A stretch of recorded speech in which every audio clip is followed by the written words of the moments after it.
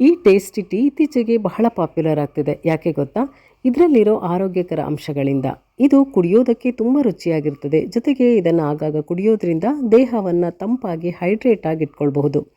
ಹಾಗೆಯೇ ಇದು ಜೀರ್ಣಕ್ರಿಯೆಗೆ ಬಹಳ ಹೆಲ್ಪ್ ಆಗುವಂಥದ್ದು. ಹಾಗೆ ವೆಯ್ಟ್ ಲಾಸ್ ಮಾಡ್ಕೋಬೇಕು ಅನ್ನುವರು ಈ ಟೀನ ಅಭ್ಯಾಸ ಮಾಡ್ಕೊಳ್ಳಿ. ಯಾವಾಗಲೂ ಸಕ್ಕರೆ ಹಾಕಿರೋ ಕಾಫಿ ಟೀನ ಕುಡಿಯೋದಕ್ಕಿಂತ ಈ ಹೆಲ್ದಿ ಧನಿಯಾ ಟೀನ ಕುಡಿಬಹುದು. ಇದನ್ನು ಹೇಗೆ ಮಾಡೋದು ನೋಡೋಣ.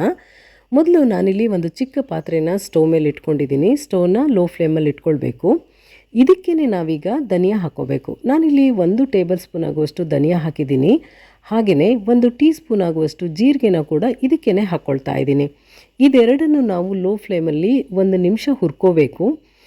ಜೀರಿಗೆ ಸ್ವಲ್ಪ ಹುರಿದು ಚಟಪಟ ಅಂದಮೇಲೆ ನಾವಿದಕ್ಕೆ ನೀರು ಸೇರಿಸ್ಕೋಬೇಕು.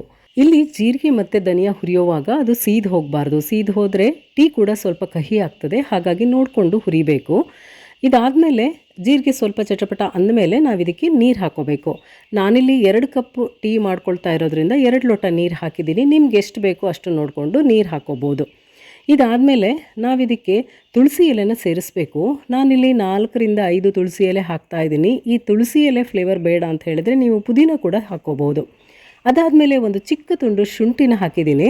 ಇನ್ನು ಸಿಹಿಗೆ ನಾನಿಲ್ಲಿ ಕಲ್ಸಕ್ಕರೆ ಹಾಕ್ತಾಯಿದ್ದೀನಿ. ಕಲ್ಸಕ್ಕರೆನೂ ಹಾಗೆಯೇ ನಮ್ಮ ಸಿಹಿಗೆ ಅನುಗುಣವಾಗಿ ಹಾಕ್ಕೊಳ್ಳುವಂಥದ್ದು.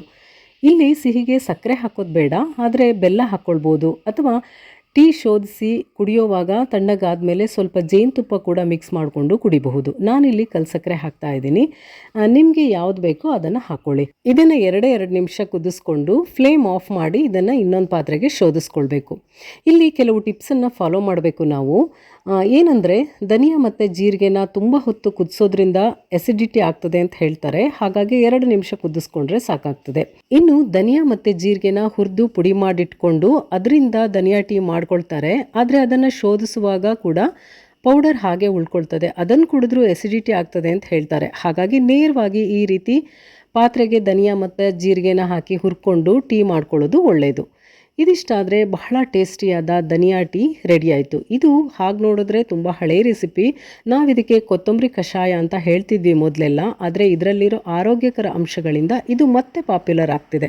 ಪ್ರತಿದಿನ ಈ ಟೀನ ಅಭ್ಯಾಸ ಮಾಡ್ಕೊಳ್ಳೋದ್ರಿಂದ ಬಹಳ ಬೇಗ ಹಸಿವಾಗೋದಿಲ್ಲ. ಹಾಗೆ ಮಧ್ಯದಲ್ಲಿ ಏನಾದರೂ ತಿನ್ನಬೇಕು ಅಂತ ಕೂಡ ಅನಿಸೋದಿಲ್ಲ. ಹಾಗಾಗಿ ವೆಯ್ಟ್ ಲಾಸ್ ಮಾಡ್ಕೋಬೇಕು ಅಂತ ಅನ್ನೋವರಿಗೆ ಇದೊಂದು ಬೆಸ್ಟ್ ಟೀ ಅಂತ ಹೇಳ್ಬೋದು. ನಾನಿಲ್ಲಿ ಕೆಲವು ಅಂಶಗಳನ್ನು ಹೇಳಿದ್ದೀನಷ್ಟೇ. ಆದರೆ ಈ ಧನಿಯಾ ಟೀ ಹೆಲ್ತ್ ಬೆನಿಫಿಟ್ಸನ್ನು ಗೂಗಲಲ್ಲಿ ಒಂದ್ಸಲ ಸರ್ಚ್ ಮಾಡಿ ನೋಡಿ, ಬಹಳಷ್ಟು ವಿಷಯಗಳನ್ನು ತಿಳ್ಕೊಬಹುದು. ಈ ರುಚಿಯಾದ ಮತ್ತು ಆರೋಗ್ಯಕರವಾದ ಧನಿಯಾ ಟೀನ ನೀವು ಒಂದ್ಸಲ ಟ್ರೈ ಮಾಡಿ. ಹೇಗೆ ಬಂತು ಅಂತ ನಿಮ್ಮ ಅಭಿಪ್ರಾಯವನ್ನು ನನಗೆ ಕಾಮೆಂಟ್ನಲ್ಲಿ ತಿಳಿಸಿ. ಹಾಗೆಯೇ ನಮ್ಮ ಚಾನೆಲ್ನ ಸಬ್ಸ್ಕ್ರೈಬ್ ಮಾಡಿ, ಲೈಕ್ ಮಾಡಿ, ಶೇರ್ ಮಾಡಿ. ಇನ್ನೊಂದಷ್ಟು ಹೊಸ ವಿಷಯಗಳ ಜೊತೆ ಸಿಗೋಣ. ಶುಭವಾಗಲಿ. ನಮಸ್ಕಾರ.